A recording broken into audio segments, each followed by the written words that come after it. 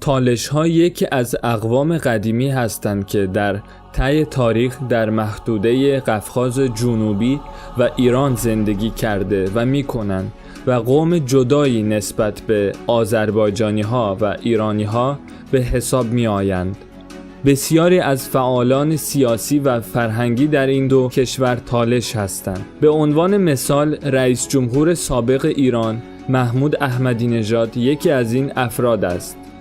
بسیاری تصوری از وجود قومیت‌های مختلف در آذربایجان امروزی نداشته و میپندارند که در این جمهوری تنها آذری‌ها زندگی می‌کنند.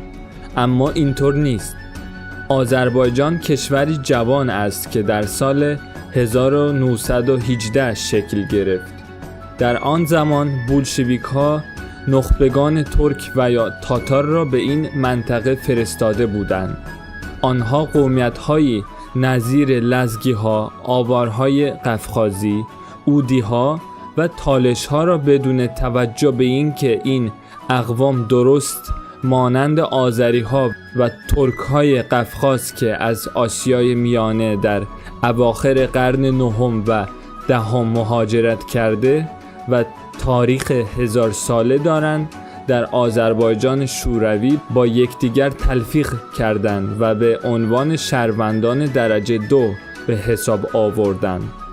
تالش‌ها قومی هستند که منشأ ایرانی دارند و در طی تاریخ در کوه‌ها و کوهپایه‌های استان تالش که در جنوب غرب دریای خزر قرار دارد زندگی می‌کردند.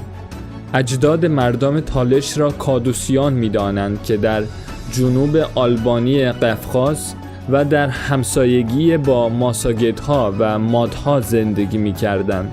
کادوسیان در جنوب غربی ساحل دریای خزر زندگی کرده و در آثار تاریخی نویسندگانی بزرگ چون گزنفون و استرابون از آنها یاد شده است. همچنین با توجه به دست نوشته های گزنفون می توان گمان برد که کادوسیان در زمان آشوریان در سالهای 8 تا 9 قبل از میلاد نیز شهرت داشتند. با روی کار آمدن حکومت هخامنشیان، پارس‌ها، کادوسیان همچون همسایگان دیگر آنها به این حکومت وابسته شده و به عنوان 11مین استان به پارسیان پیوستند. کوروش کبیر برای موتی ساختن کادوسیان بسیار تلاش کرد. تلاش فرزندان کوروش برای سرکوب شورش آنها نیز یک بار هم به حقیقت نپیوست. تاریخدان یونان باستان آریون در مورد سربازان کادوسی اینطور می نویسد که آنها در نبرد گوگمل علیه اسکندر مقدونی در جبهه پارسیان می جنگیدند. در این دست نوشته کادوسیان جدا از دیگر قومیت‌های همسایه مانند آلبانی‌ها، مادها و هیرکان‌ها نام برده شده‌اند. بسیاری از نویسندگان تاریخی از کادوسیان به عنوان قومی شجاع و مبارز یاد می‌کنند. به عنوان مثال استرابون در مورد آنها اینگونه می‌نویسد: کادوسیان کمی از لحاظ تعداد پیاده نظام از آریون‌ها کمتر بودند. آنها در پرتاب نیزه بسیار مهارت داشتند و در رزمگاه‌های کوهستانی به جای سواره نظام‌ها می‌جنگیدند.